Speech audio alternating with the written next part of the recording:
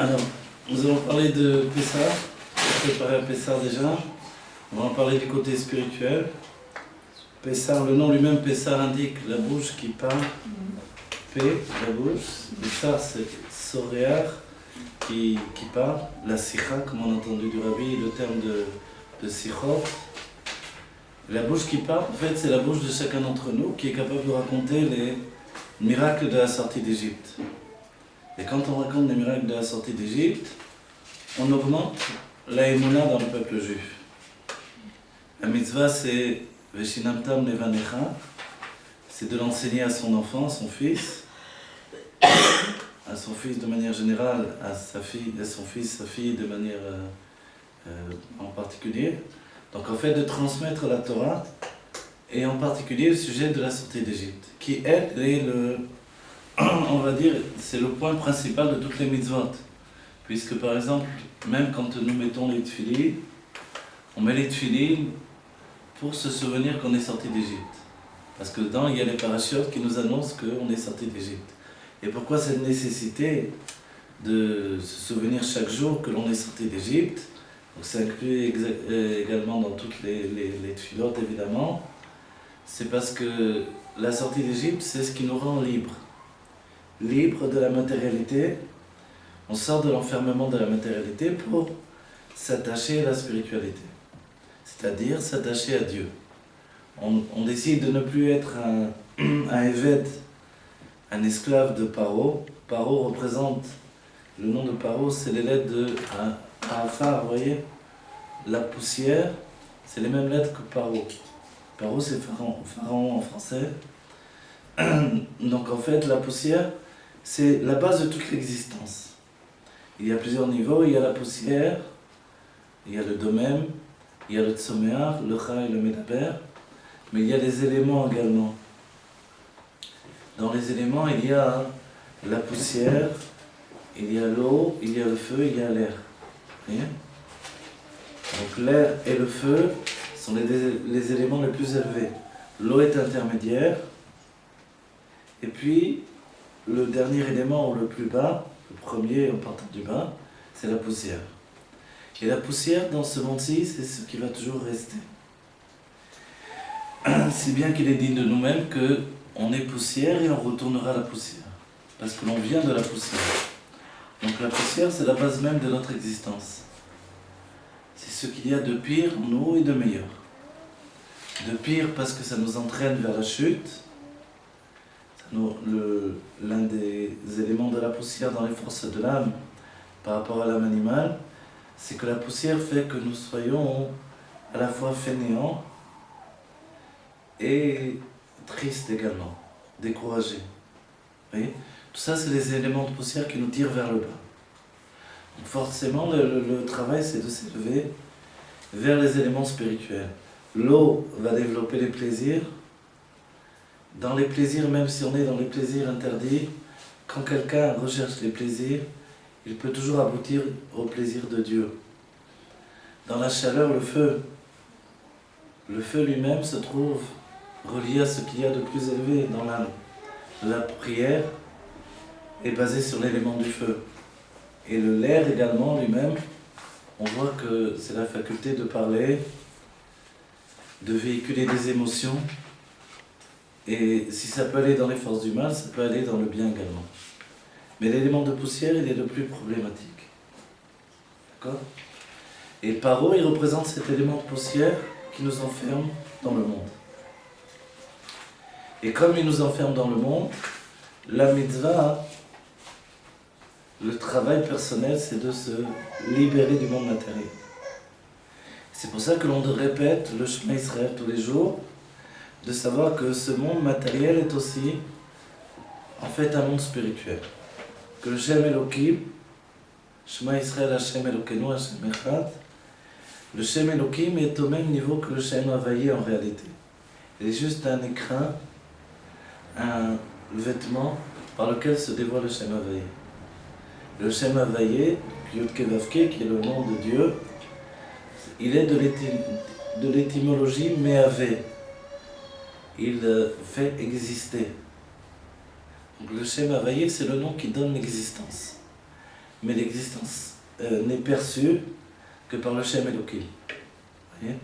Donc nous, notre vie, elle est dans l'expression du Shem Elohim, et là-bas, Pharaon, c'est celui qui tient les rênes du Shem Elohim d'un certain point de vue, puisqu'il tient la poussière, et que l'élément de poussière, c'est ce qui nous enferme. Dans cette impossibilité de voir que tout vient à l'existence par le nom de Dieu, le nom de son intimité.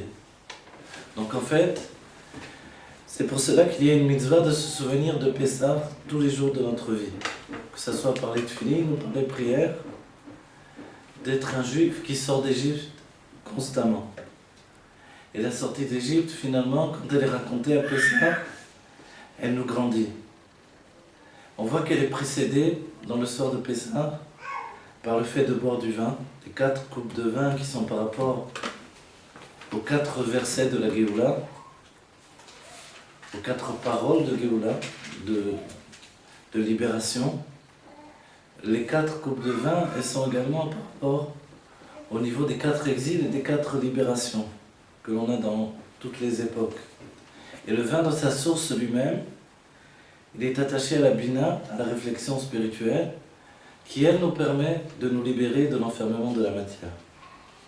Donc c'est pour ça, c'est une obligation pour chacun d'entre nous, à Purim, de boire les 4 coupes de vin.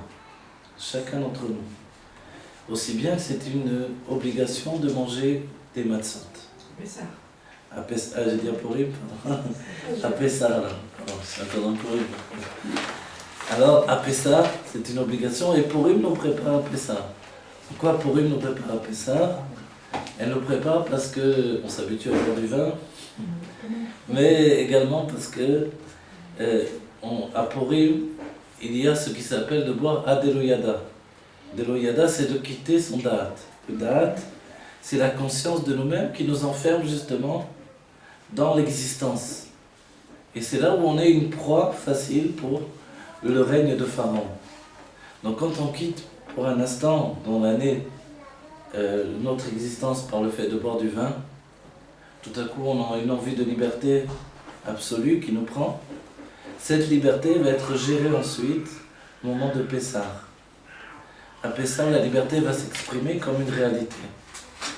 Et entre les deux, il y a ce qui s'appelle la veille de Pessah, de rechercher le Chametz Beor Haner, à la lumière d'une bougie.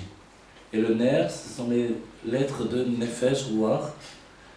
Nefesh Ruach qui sont 2 niveaux de l'âme. Nefesh, qui est le niveau de l'action, et Ruach, le niveau des sentiments. Le niveau de l'action, il s'apparente également à la poussière dont on a parlé.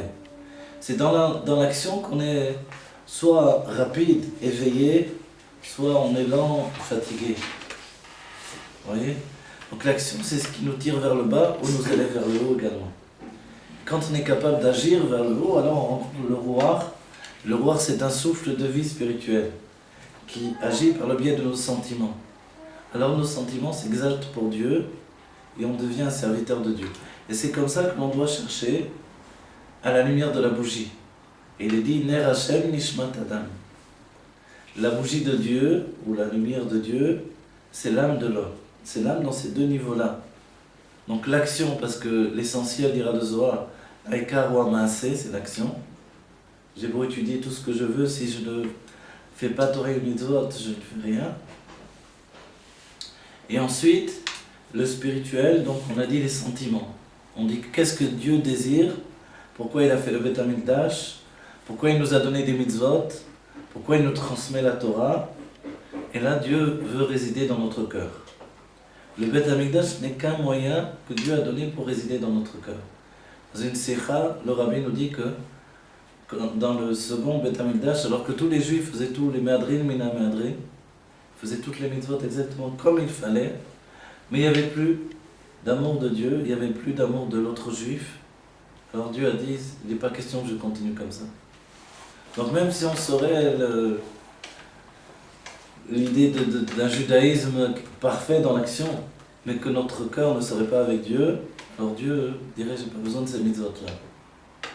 Il y a des animaux qui peuvent accomplir des choses matérielles également, d'une manière parfaite, d'un certain point de vue.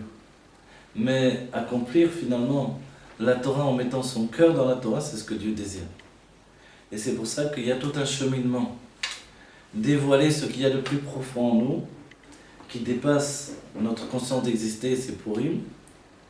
Et une fois qu'on a atteint le niveau le plus élevé, où se trouve la Emouna, la foi, alors on va prendre cette Emouna et on va en faire une fête. La fête de la Emouna, c'est Pessah. Il est curieux de voir que Pessah, justement, aurait pu s'appeler d'une autre manière. Mais il s'est appelé justement la bouche qui parle. C'est-à-dire que la Emouna, qui est le niveau le plus haut, la foi, le niveau le plus haut de l'âme, touche ce qui est le niveau le plus bas. Et le niveau le plus bas, c'est l'expression, par la parole, qui est le commencement de l'action. Puisqu'aujourd'hui, on le voit, on peut enregistrer une parole, donc on voit que la parole devient une réalité. C'est la malchoute, en vrai. C'est la malchoute. La royauté dit que le roi n'a de force que dans la parole. Le roi ne fait rien de lui-même. On l'habille, on le lave, on lui donne à manger, il ne fait rien de lui-même. Alors on dit où est sa force? Dans la parole. Il dit les choses, voilà. Hein? Le lion aussi, il fait rien, c'est la lionne qui chasse pour lui. Voilà. Voilà, c'est pour ça qu'on dit que c'est le roi des animaux. Et lui, il rugit. On voit que sa force, elle est dans le rugissement. Mais il n'a même pas besoin de montrer sa force réellement. Il rugit et toute la jungle est terrorisée. Et tout le monde sait que voilà, le roi est là. C'est comme ça que la Torah a défini le roi des animaux. Et c'est pour ça que le monde de Hatzilut est relié à ce qui s'appelle le lion, dans l'image du judaïsme. Puisque assez souvent on compare le dévoilement divin à des règnes dans le monde animal également. Et la Malchut, la royauté du monde de Hatzilut, qui fait l'intermédiaire entre les mondes de Bria et Yitzhak Asiya, de l'action, la formation, et puis la création, la formation et l'action. Et nous, on est dans la fin du monde de l'action. Donc le globe terrestre est tout en bas du monde de l'action. Mais la Malchut, la royauté, c'est elle qui fait le lien entre ce monde qui est totalement en dehors de l'existence et le commencement de l'existence. Le commencement de l'existence, c'est la création. Donc la création, c'est la création de l'existence. Et plus précisément, la création du ressentiment de l'existence. Quand je ressens que j'existe, je commence à exister. Auparavant, avant ça, on existe, mais pas avec une sensation d'exister. On a assez souvent rapporté dans nos cours, la faute de Adam Arishon, c'est de passer d'une existence non ressentie à une existence ressentie. Oui, c'est ce qui entraîne le sentiment individuel. Donc à Purim, on quitte ce sentiment individuel par le biais du vin. Nichnasia Inyotesod, le vin va rentrer, le secret va sortir, et on s'élève jusqu'au niveau de la Emouna, qui dans les racines, dans les mondes spirituels, est relié à ce qui s'appelle Recha Delo Yada Delo Etyada. Il y a un niveau qu'on ne sait pas, et qui ne se sait pas lui-même, et qui pourtant n'est pas dérangé de ne pas savoir. C'est la Emouna. La foi, c'est le niveau qui n'a pas besoin de savoir. Vous voyez? Et nous, comme on est lié au Da'at, à la conscience d'exister, on a besoin de savoir toujours. Il y a une mitzvah, l'une des mitzvot, qui peut être considérée, c'est un peu une marloquette dans les Mefarshim, un peu une controverse dans les commentateurs de la Torah et dans les commentateurs, les décisionnaires de la Halacha. Est-ce que la mitzvah de ce qui s'appelle Tamim Tiyeh Im Hashem Elokecha, d'être intègre avec l'Éternel ton Dieu, comment ça peut être considéré comme mitzvah? Vous voyez? La Tmimut, alors quand on lit le Pasuk dans la Torah, le Rashi nous dit, qu'est-ce que c'est l'explication selon le Rashi de Tamim Tiyeh? Donc tu seras intègre avec l'Éternel ton Dieu. Le Rashi nous traduit, on ne cherchera pas à savoir le futur. Or, vous voyez, le monde est axé sur un système où on veut toujours savoir qu'est-ce qu'il y aura après. Pas au niveau de la connaissance.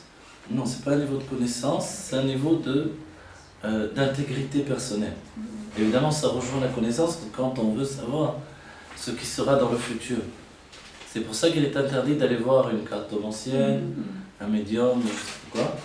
D'aller voir des gens qui vont nous prédire le futur. On ne doit pas savoir le futur. Pour nous, le futur, il est immédiat pour le peuple juif dans tous les temps et aujourd'hui en particulier. Notre futur instantané, c'est la Géoula Amitite de Hashlema, qui doit agir immédiatement. D'après le Rambam, on ne doit pas l'attendre dans telle époque, dans telle année, dans telle... On doit l'attendre immédiatement. Et c'est comme ça que le Rabbi nous a éduqués et nous a chauffé à blanc comme un métal qui est chauffé à blanc. Ensuite, ce métal chauffé à blanc, on va le tremper dans de l'eau et il va devenir indestructible. L'eau, ce sera le plaisir de la Géoula. Et alors on sera un étan, un métal qui sera indestructible pour l'éternité.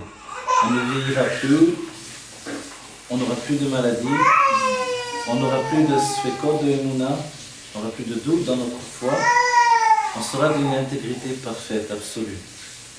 Et on ne recherchera plus à connaître le futur. Le futur au quotidien, on voit que c'est sur ce point-là que l'on peut chuter. Puisqu'au quotidien, finalement, on veut toujours savoir qu'est-ce qui viendra après. Quand je fais ma prière, je m'inquiète déjà qu'est-ce qu'il y aura après la prière. Quand j'étudie, je dis ah mince, après qu'est-ce que je dois faire? Donc on est toujours en projection. Cette projection nous empêche de vivre l'instantané du moment présent. Et l'instantané du moment présent, c'est ce qui nous rend efficaces pour la volonté de Dieu qui désire que l'on lui fasse une maison ici-bas. Dira Batartonim, c'est quand on est dar. Dar, ça veut dire qu'on habite dans le monde où on se trouve. On habite avec tout notre être s'installe dans le monde. Et pour ce faire, pour vraiment s'installer dans la réalité, alors il y a la fête de Pessah. Donc à la question comment ça se fait que la fête de Pessah est reliée à la parole, alors qu'elle aurait dû être reliée à ce qui s'appelle le niveau le plus haut de l'âme. Il est dit que le niveau le plus haut de l'âme, c'est la Yechida Sheba Nefesh, qui elle correspond au Keter, donc dans notre âme, on va dire au niveau psychologique, à l'inconscient. Tandis que la parole, c'est l'expression de la conscience. Donc c'est le niveau le plus attaché à ma personne. C'est là où je véhicule mon date. Ma conscience d'exister fait que je parle de moi, que je ressens les autres à travers moi. Et quand je ne suis pas dans un état de perception, alors les autres perdent leur existence. On dit loin des yeux, loin du cœur, à certains points de vue. Quand les personnes s'éloignent de moi, en fait elles sont moins perçues, donc elles s'éloignent de mes sentiments également. Vous voyez ? Évidemment, il faut travailler sur nous pour que ce ne soit pas un proverbe, c'est un proverbe goy, je l'ai utilisé pour véhiculer l'idée, mais dans la Chassidut, le Baal Shem Tov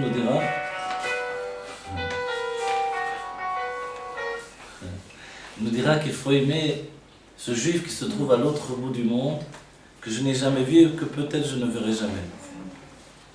En fait, cet amour-là, vous voyez, c'est le contraire de loin des yeux, loin du cœur. Dans le judaïsme, il y a une obligation d'aimer l'autre juif. Et pour aimer l'autre juif, il faut que cet autre juif soit proche de mes sentiments toujours. Comment je peux aimer l'autre juif? Il faut se rattacher à l'instant où on est devenu juif, tous. Comme on est devenu juif, il y a de nombreuses, on va dire, controverses et avis différents sur le moment où le peuple juif est devenu juif. Est-ce qu'il était déjà juif en Égypte? Ou alors c'était seulement une famille? Est-ce qu'il est juif au moment de la sortie d'Égypte? Ou est-ce qu'il est juif uniquement au moment du don de la Torah? Vous voyez? Au moment du don de la Torah, tout le monde est d'accord qu'effectivement, à ce moment-là, l'âme juive a été inscrite dans le corps du juif, et c'est pour l'éternité. Souvenez-vous qu'avant le don de la Torah, à l'époque d'Avraham, Yitzhak et Yaakov, Avraham faisait, si vous voulez, ce que l'on peut appeler des convertis au judaïsme, des guéris, mais ils se retournaient à leur foi, et leur âme juive, alors qu'est-ce qu'elle était devenue? Elle est repartie, elle les a quittés.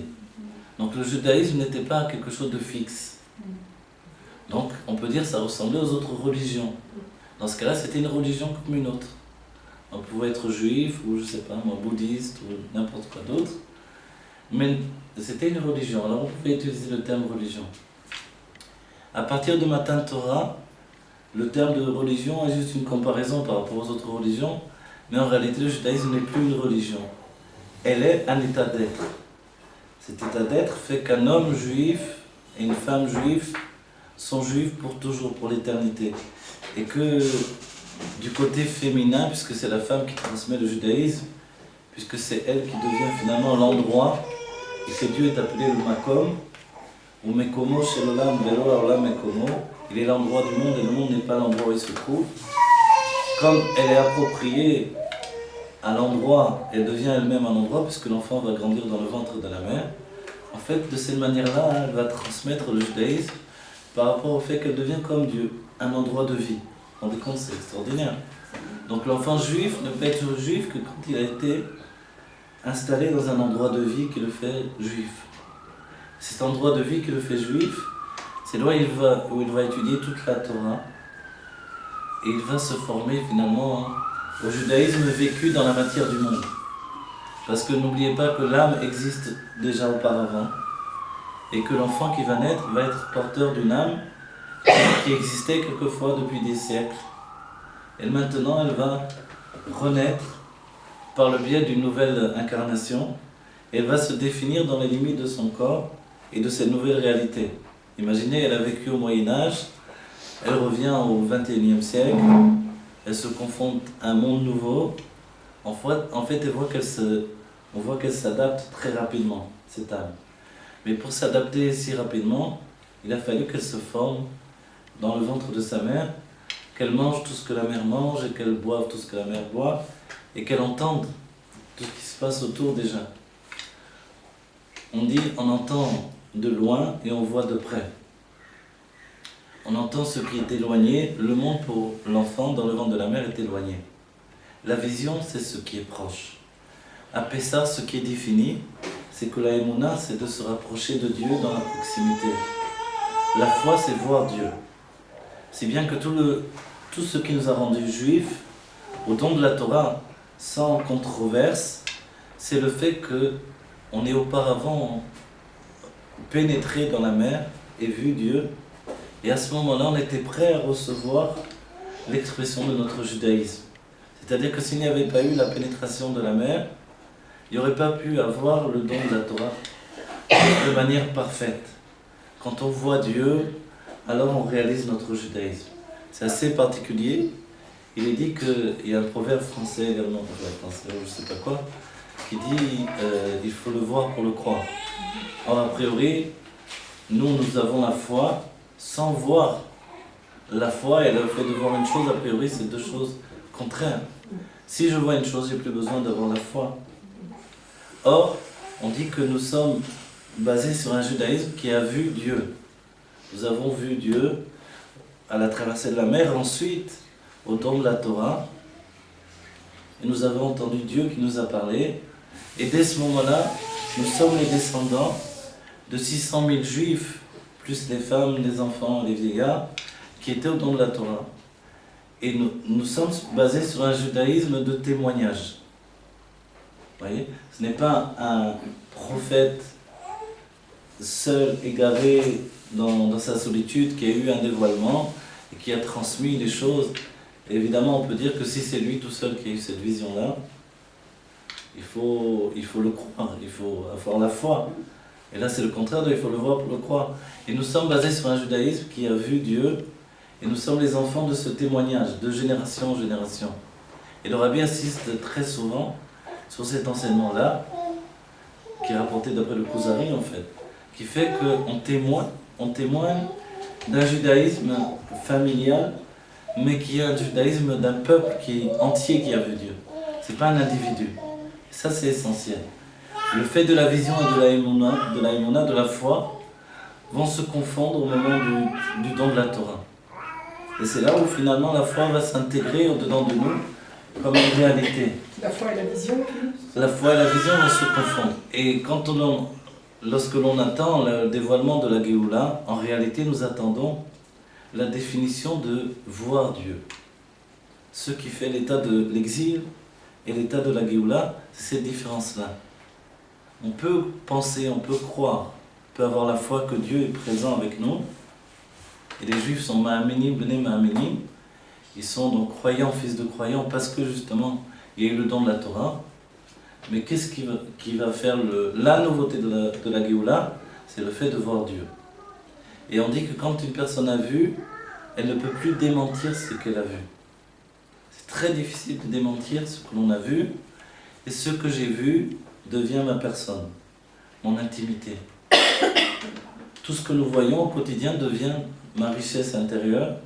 C'est pas au contraire la chose qui se projette à l'extérieur, puisqu'elle n'est pas moi voilée. Non, alors il est dit comme ça, de cette manière-là, que la vision, c'est une force qui jaillit de l'œil, qui va frapper l'objet que je vois, l'objet entre guillemets, la personne, l'objet que je vois, l'image est capturée par l'œil, et ensuite elle revient et elle est intégrée dans le cerveau de cette manière-là. Vous voyez?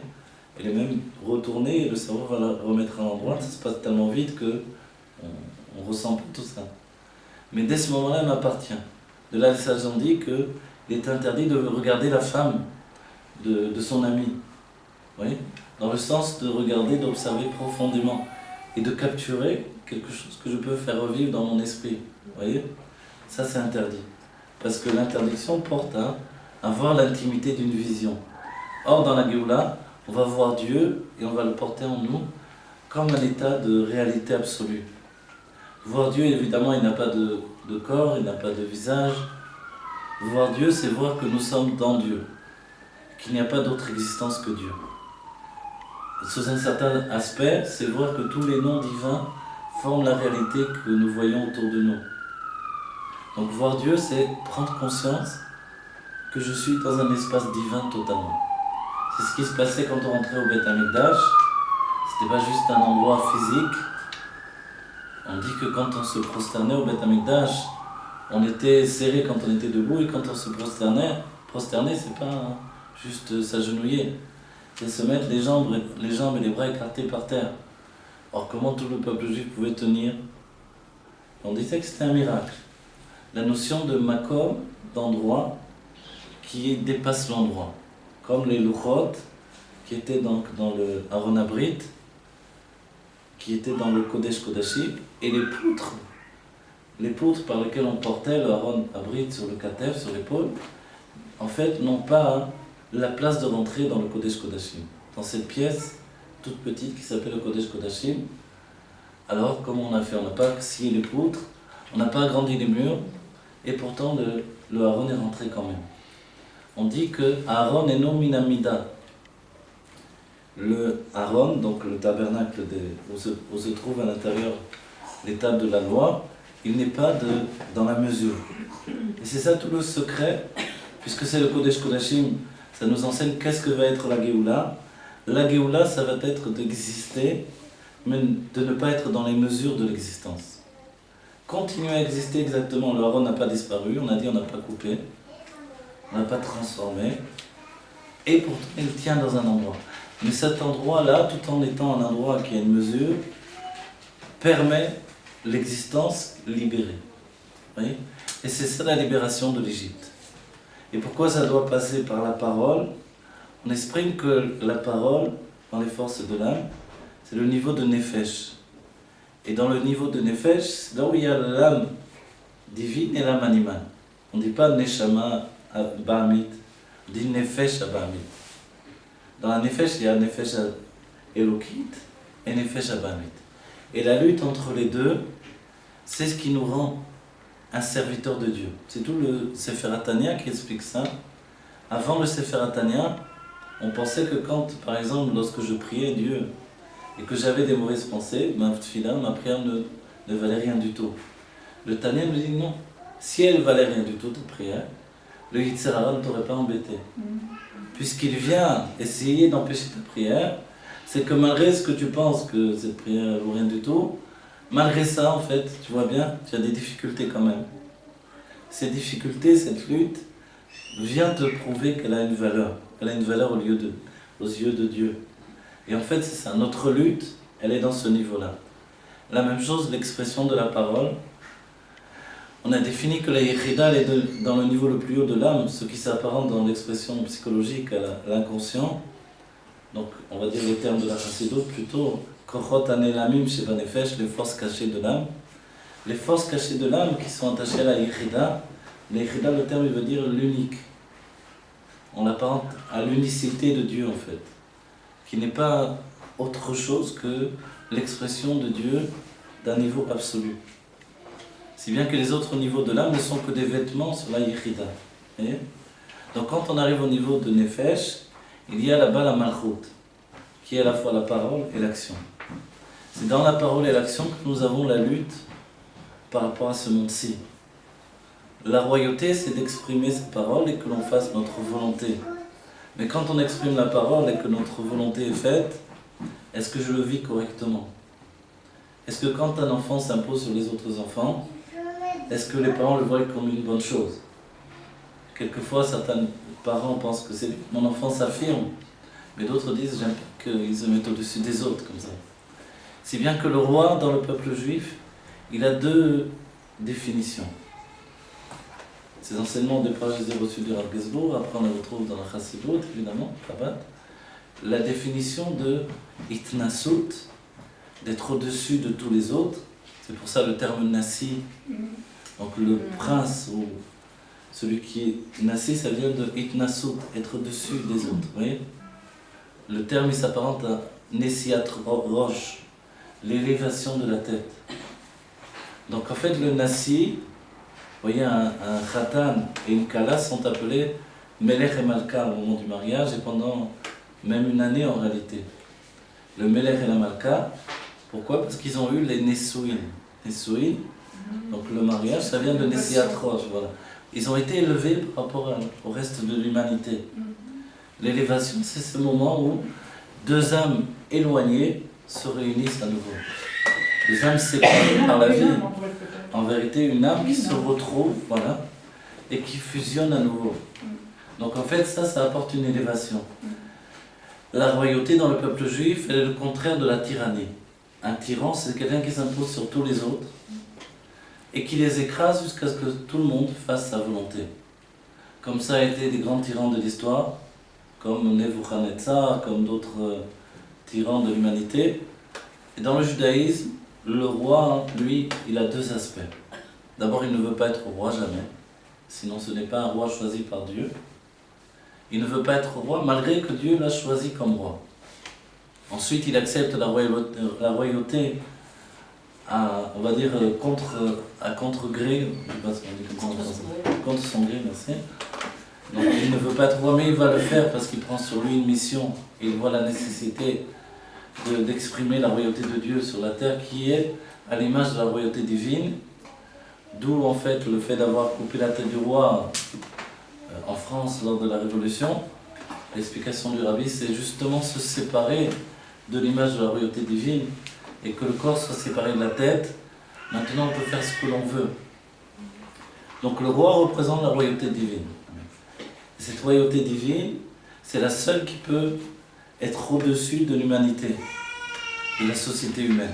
Maintenant, l'un des points essentiels du roi du judaïsme, qui reflète le niveau de la Malchut, c'est que si à l'extérieur il est au-dessus de tous les autres, à l'intérieur il se sent le dernier de tous. L'intériorité du roi, c'est la chifloute. La chifloute, c'est le sentiment d'humilité. David Améler se sentait le dernier des derniers, et pourtant il était d'une force terrible. C'était un roi d'une justice absolue. C'était un roi qui était capable de faire ce que tous les rois de la terre n'avaient pas fait, de faire régner finalement le monde divin et le monde terrestre en même temps. De faire que chacune de ses actions soit en relation avec les mondes divins, avec la volonté de Dieu. Et ça, c'est quelque chose d'unique. Et jusqu'à aujourd'hui, la force de David Améler, c'est la force de la parole. Et on voit que dans notre vie au quotidien, toute notre prière, le trois quarts de la prière est constitué de Télim. Les Télim sont dans notre vie au quotidien. Tous les peuples juifs disent des Télim au quotidien. Dès qu'on a un problème, on dit des Télim. On veut donner la refouach shlema à quelqu'un, des Télim. Donc les Télim sont notre vie. Et ils découlent de la force de la parole de David Améler. Et quand on lit les Télim, on voit à la fois une personnalité qui est en lutte avec elle-même, David Améler, et en même temps une personnalité qui est totalement soumise à Dieu. Ça, c'est la personnalité qu'on a définie dans le cours précédent, on a parlé de ça. Le fait du Nasiador, il est à la fois un individu et une généralité. Il est tout le peuple juif et il est lui-même à la fois. Chez Moshe Rabbeinu, qui est le Re'aya Me'amna, le berger fidèle, le berger de la Emouna. Vous voyez, Re'aya Me'amna, je l'ai dit en araméen, Roé Ne'eman en hébreu. Il y a un passage du Zohar qui s'appelle Re'aya Me'amna, une section. Et ce berger fidèle, l'explication c'est qu'il est Zanou Mefarnes et Emouna. Il nourrit, il donne de la vitalité à la foi. Et la foi en réalité, c'est ce que l'on va obtenir au moment de la fête de la foi. La fête de la foi, c'est Pessah. Et il dit que même Moshe Rabbeinu, qui lui va nourrir la foi, qu'est-ce que ça veut dire qu'il va nourrir la foi? Le peuple juif, malgré que nous sommes Ma'aminim, Bnei Ma'aminim, des croyants, fils de croyants, donc nous avons la foi comme un héritage, cette foi peut rester, puisque c'est une force qui est appelée Makif, force inconsciente, elle peut rester dans les forces cachées de l'âme. Le travail de Moshe Rabbeinu, c'est de l'intérioriser. Et c'est là où il utilise le date. Cette conscience que l'on doit à Purim jeter dans la foi, pour qu'elle s'oublie un petit peu, quand elle revient au-dedans de l'être, elle doit être gorgée de foi. Et la foi, c'est ce que fait Moshe Rabbeinu. Dans chaque génération, il y a un Moshe Rabbeinu. À Purim, c'était Mordechai Bedoro que Moshe Bedoro. Mordechai à son époque, comme Moshe à son époque, dans sa génération. Et cette foi qu'il intègre dedans de nous, c'est une foi qui nous rend vivants. Et curieusement, Moshe a besoin de manger de la matzah à Pessah, parce que la matzah, il dit que c'est un pain de foi. L'echem, un pain de Emouna. Et le pain de foi, a priori, ça a l'air bizarre. Je ne peux pas manger un sentiment. Quand je bois un verre d'eau, c'est de l'eau. Quand je mange un gâteau, c'est un gâteau. Mais quand je mange un aliment qui, lui, est porteur d'une, on va dire, de quelque chose de spirituel, ça a l'air bizarre. Comment c'est possible? Quelque chose d'aussi élevé et qui vient des forces cachées de l'âme, qui va s'habiller dans un pain. Et on verra que ce pain, il est à l'image à la fois de Moshe Rabbeinu et à la fois de David Ameler.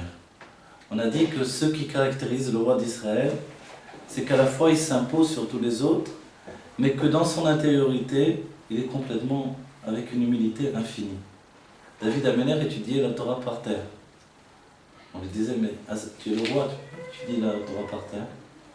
Il a dit, je ne m'humilierai jamais assez devant la Torah, devant Dieu.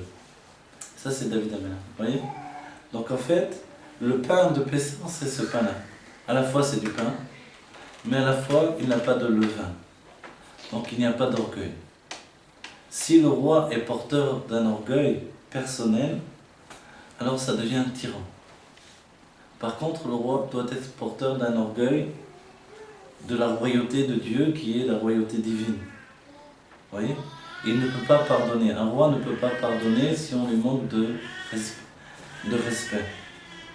La faute que l'on a attribuée à David Ameler par rapport à Bathsheba, c'est parce que finalement, il n'a pas réagi immédiatement. Après le Zohar, il y a tout un Zohar très psychologique et merveilleux, où David Ameler va parler avec Dieu. Et finalement, on s'aperçoit que la grande faute de David Ameler, ça n'a pas été d'aller avec Bathsheba, qui était sa femme depuis la nuit des temps, mais d'avoir empêché, c'est-à-dire de ne pas avoir tué immédiatement Uri, qui lui avait manqué de respect. Uri lui a manqué de respect ouvertement. Il a contredit le roi en parlant de son maître, Yoav. Donc il a affirmé une autre autorité que l'autorité du roi en le contredisant devant le roi. Donc d'après la Torah, il était Chayav Mita. Il était passible de mort. Évidemment, s'il aurait fait d'une manière plus raffinée... Il n'avait pas tué pour elle? Il aurait dû, d'après Dieu, c'est comme ça que dit le Zohar, parce que Dieu discute avec David Ameler, il aurait dû le tuer immédiatement. Mais il s'est dit, si je le tue, les gens vont penser que je vais le tuer pour lui prendre sa femme. Et en vérité, Uri ne s'est jamais marié, il n'a jamais eu de rapport avec Bathsheba. Elle n'avait que 7 ans, d'après son nom, on voit qu'elle avait 7 ans. Mais lui, il avait des problèmes physiques, il ne pouvait pas avoir de rapport. Donc finalement, le mariage n'était pas consommé. Mais elle devait passer par Uri avant de venir à David Améler. Quoi qu'il en soit, il a fait ce calcul-là. Il devait le tuer immédiatement. Il a dit, si je le tue, les gens vont penser que je le tue pour lui prendre sa femme. Alors il a dit, je vais l'envoyer à la guerre dans le premier rang. Il a fait passer un message, mettez-le dans le premier rang. C'est-à-dire, sur le front, où il a de plus grandes chances de se faire tuer. Et après, curieusement, tout le monde a dit, David Améler a fait ça pour le tuer, pour lui prendre sa femme. On voit que Dieu a tourné les choses, que de toute manière, tu peux rien faire, c'est ton destin que ça doit passer de cette manière-là. Et là, c'est là où il est dit que le Harizal dira que le second zivouk, quelquefois, doit passer par de nombreuses controverses. Parce que c'est le zivouk amiti. Zivouk, vous voyez, c'est donc le couple. La seconde union d'un homme, puisque David était déjà marié, ensuite un roi peut avoir de nombreuses femmes, mais c'était les femmes essentielles. La première, c'était la fille de Shaoul, et la seconde, ça va être Bathsheba. Et seulement de Bathsheba va sortir la descendance du Mashiach, de David Améler, qui va apporter le Mashiach. Et en fait, vous voyez, les choses ne peuvent pas passer de manière naturelle. Quand, dira le Harizal, quand il s'agit du Zivug Amiti, il y a une grande controverse, mais après l'union est entière. L'union est l'union de deux âmes qui se retrouvent. Et à ce moment-là, alors, c'est pas obligé d'être comme ça évidemment, non? Et surtout qu'il y a deux explications. Zivug Hasheni, ça peut être le fait qu'il se retrouve une nouvelle fois dans une nouvelle vie également. Ou alors que, comme David, il a été marié une première fois, et qu'il se marie une seconde femme. Donc dans ce cas-là, quoi qu'il en soit, ça devait se faire de cette manière-là. Donc il aurait dû le tuer immédiatement, et puisqu'il a passé outre le kavod de Dieu, l'orgueil de Dieu, on va dire entre guillemets, de la royauté divine, donc il a été puni pour le fait que tout le monde a pensé comme ça. Mais quoi qu'il en soit, David Améler, toute sa nature c'est d'être un pain, qui est la chachma, la sagesse, mais un pain qui n'a pas de ressentiment de son existence. Et immédiatement, quand le Navi va venir lui dire sa faute devant Dieu, il va dire Chatati Hashem. J'ai fauté devant Dieu.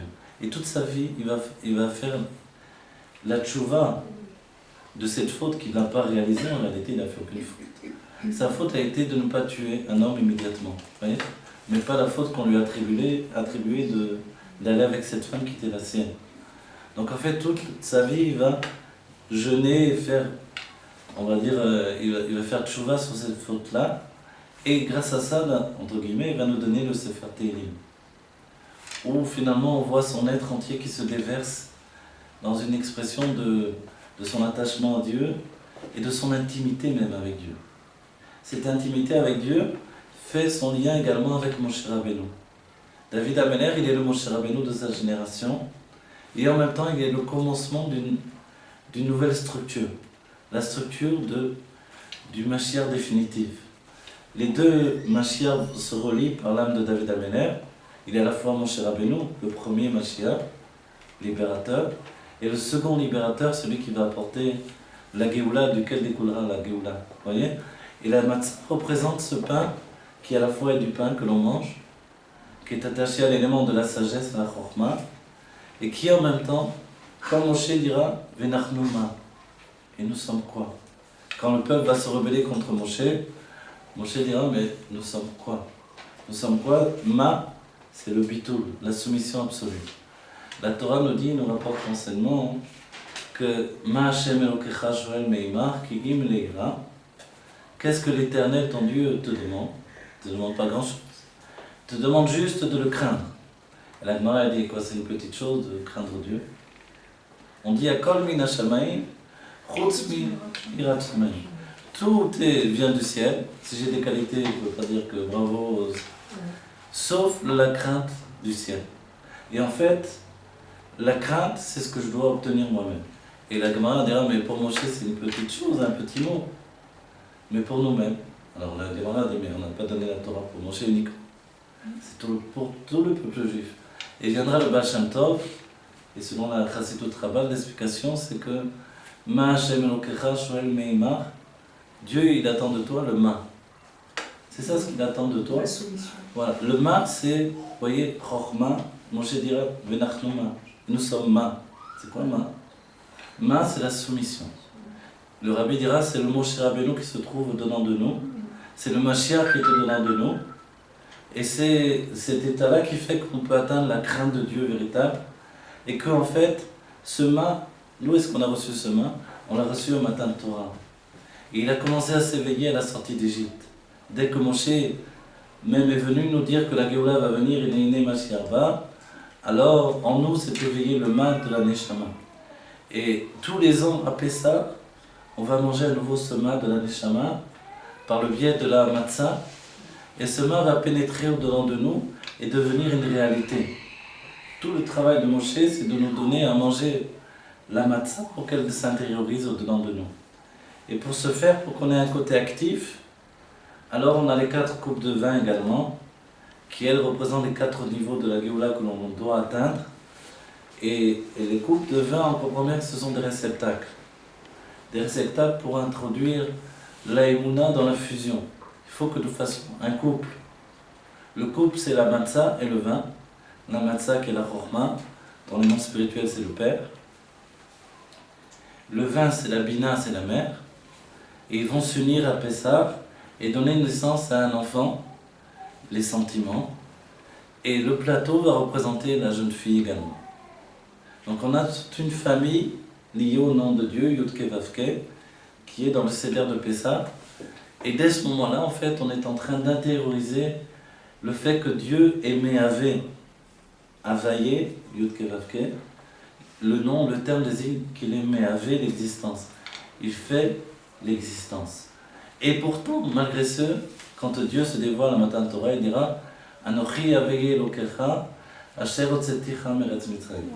Je suis l'Éternel ton Dieu qui t'est sorti de l'Égypte. On va dire, mais les sages, tous les sages des humains, ils auraient dû dire je suis l'Éternel qui a créé le monde. C'est plus grand que de sortir d'Égypte. A priori, avec un coup d'État, on peut sortir aussi un peuple d'Égypte, ou aller chercher des Juifs dans un pays, etc. Alors pourquoi avoir exprimé cette chose-là? Parce que Dieu a installé que le Shem Elohim, le nom Elohim, prenne le dessus sur l'existence. Et qu'a priori, nous empêche de découvrir que l'existence intérieure de toute chose, c'est Havaïe. Et au-delà de la Torah, il nous dit, malgré que j'ai fait ce système-là, moi je te dis, je suis celui qui est capable à chaque instant de neutraliser ce système et de tout transformer et de te sortir d'Égypte. Et ça, tu ne dois jamais l'oublier de génération en génération. Et ça, c'est le message de Pessah. C'est ce qu'il faut raconter à Pessah, de père en fils pour l'éternité, jusqu'à arriver aujourd'hui à la Géoula Amitite V'Ashlema, avec tous les Juifs réunis, avec le Rabbi Meir Mashiach, avec tous les tzadikim, dans la joie infinie de la Géoula qui n'aura plus de fin et le plaisir éternel de la Géoula. Voilà, il y que du bonheur, que chacun d'entre nous, on soit heureux d'une joie véritable et d'un plaisir véritable dans cette Géoula qu'on en attend tellement et qui peut être immédiate aujourd'hui. Excusez-moi pour ma voix. Rav Korba, excusez-moi. Comment se fait-il que David Ameller a eu besoin de cette culpabilité pour pénétrer l'intimité divine? Pourquoi il a eu besoin de la culpabilité? Il aurait pu sans culpabilité. Parce qu'il était du Puisque niveau... Dieu parlait en lui. Oui, parce qu'il était du niveau de la chifroute. Ça correspond à son âme. L'amertume, c'était l'expression de David Ameller. Moshe, sur un autre niveau, Moshe, il est le bitul. Voilà. L'humilité, c'est un niveau qui est lié à la malchoute. Le rabbi nous conseille de ne pas travailler selon la ligne de l'humilité aujourd'hui, de la mériroute. On ne travaille plus dans la mériroute, donc on ne prend plus la chifloute, on prend le niveau supérieur qui s'appelle le bitul. Le bitul, Moshe savait il était plus haut que tout le peuple juif, qu'il avait des qualités que personne d'autre n'avait, mais il se disait, et il était convaincu de ça, que si Dieu avait donné ces qualités à un autre juif, il aurait certainement fait mieux que lui. Ça, c'est le bitul. Le bitul, c'est savoir que je reconnais mes qualités, je suis comme ça, je sais faire ça. Mais est-ce que ça vient de moi? C'est Dieu m'a donné ces qualités. Vous voyez? Donc le rabbi nous dit aujourd'hui, il vaut mieux travailler dans le bitul, ne pas s'écraser outre nature parce que c'est plus de l'ordre du jour. C'est l'annulation de soi. Voilà. L'annulation de soi, elle doit être faite dans une action concrète pour dévoiler nos qualités, pour les utiliser pour Dieu. Ça, c'est une nouvelle conscience qui s'apparente à Moshe Rabbeinu, en fait. Voilà, que Dieu nous bénisse. Dieu vous bénisse. Amen.